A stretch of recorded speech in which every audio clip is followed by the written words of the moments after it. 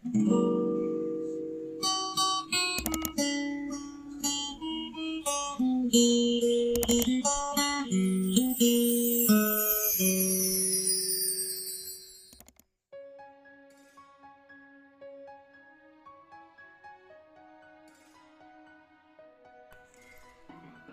लड़की थी दीवानी सी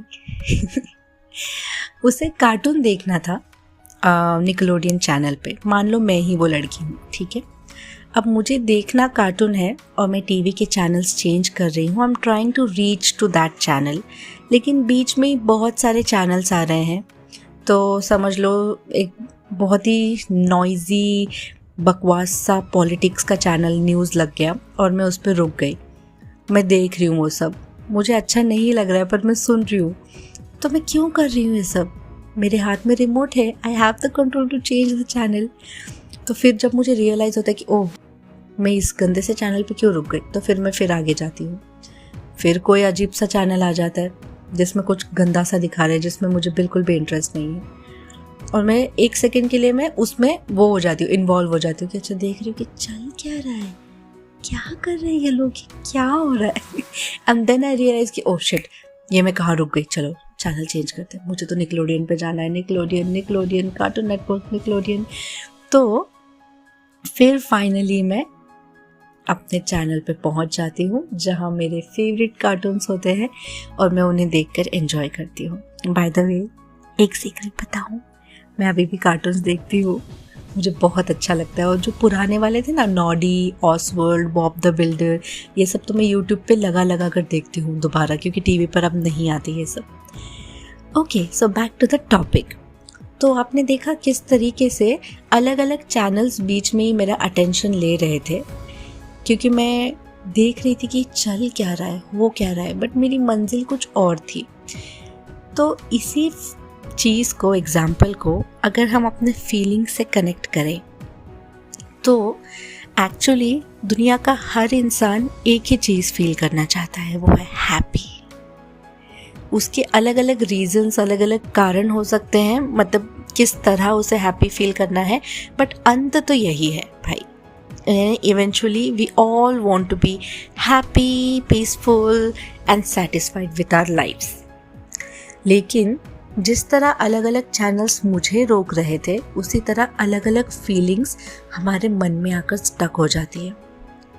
और कभी कभी तो रिपीट मोड पे चलने लगता है एक ही चीज़, कि उसने ऐसा क्यों बोला, ऐसा क्यों किया, ऐसा क्यों क्यों। और हमें रियलाइज़ ही नहीं होता कि हम अटक गए हैं उस फ्रीक्वेंसी पे।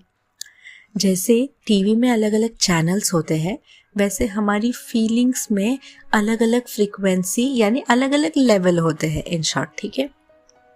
तो हम इस फ्रीक्वेंसी पे वाइब्रेट करने लगते हैं कि ऐसा क्यों हुआ, या फिर कोई हमारा प्रिय व्यक्ति हमें छोड़कर चला जाता है तो हम उस पर सोचने लगते हैं कि काश वो होता इस समय मेरे पास, काश मैं उससे बात कर सकती। तो हम अपने लाइफ के, अपने इमोशंस के अलग अलग फ्रीक्वेंसी पे अटक जाते हैं, अलग अलग चैनल पे अटक जाते हैं, और हम वहाँ नहीं पहुँच पाते जहाँ हमें पहुँचना है, विच इज़ हैप्पी। तो आज का मैसेज ये है कि दिन भर में ना अपने आप पर थोड़ा ध्यान दीजिए कि आप कौन से चैनल पर हो, आप क्या फील कर रहे हो, आपके मन में क्या चल रहा है। आपको पता है, मैं कभी कभी जब बैठी रहती हूँ या चलती हूँ तो मुझे अचानक से रियलाइज़ होता है कि मेरे शोल्डर्स बहुत स्टिफ है, ऊपर उठे हुए हैं।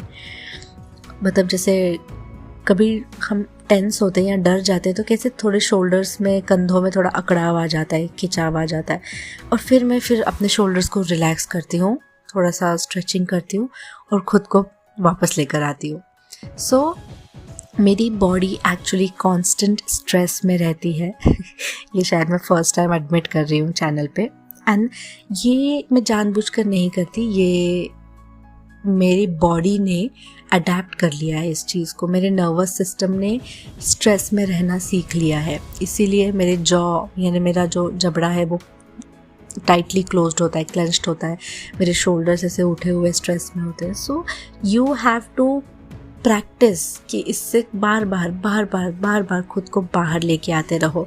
यानी कि अपना जो मूड का चैनल है, अपना इमोशंस का चैनल है, उसे बार बार चेंज करते रहो यार। और जो चैनल आपको चाहिए ना, उस पर लेकर आया करो। ऐसा मान लो कि टीवी का कंट्रोल तो पूरी तरह हमारे हाथ में है, लेकिन हमारे इमोशंस का जो कंट्रोल है ना, वो अपने आप इधर उधर निकल जाता है। तो उसे हमें वापस लेकर आना होता है हर बार।